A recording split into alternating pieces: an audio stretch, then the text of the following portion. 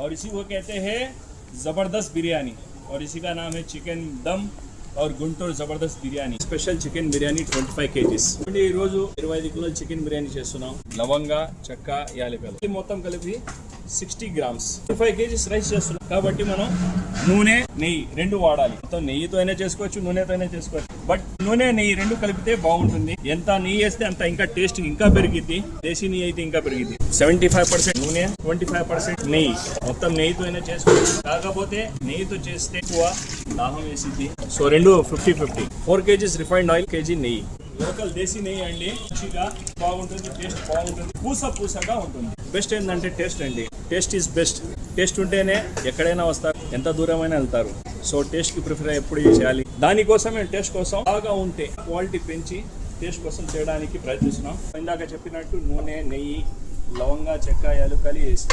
25 kgs chicken పెరుగుతో కడిగారు పెరుగుతో దేని వల్ల కడిగారంటే మీ శ్వాసన పోవడానికి ఎందుకంటే బిర్యానీ వేయాలి కర్రీ కాదు సో ఈ చికెన్ మీద ఏమో కొత్తిమీర పుదీనా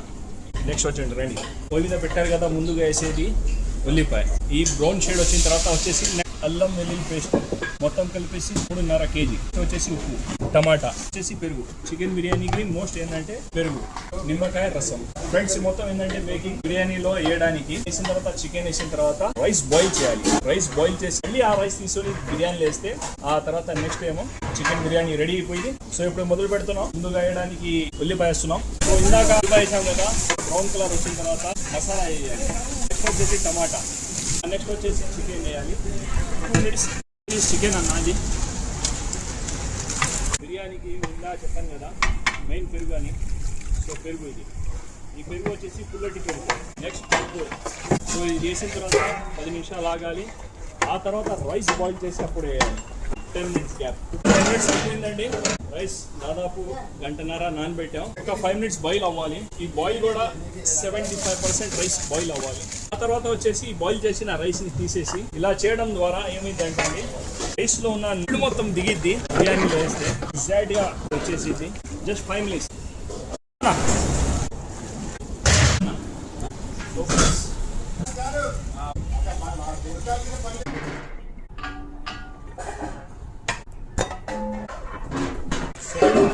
అయిపోయిన రైస్ ని మేము దీంట్లో వేసాం ఇప్పుడు జస్ట్ 30 minutes లో బిర్యానీ రెడీ అయిపోయింది సో ఫ్రెండ్స్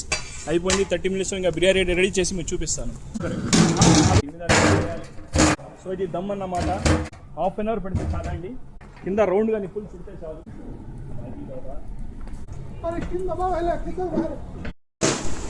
సో అయిపోయిందండి రైట్ ముందురండి टेस्टी और बढ़िया टेस्टी जो खाएगा और दिल खुश हो जाएगा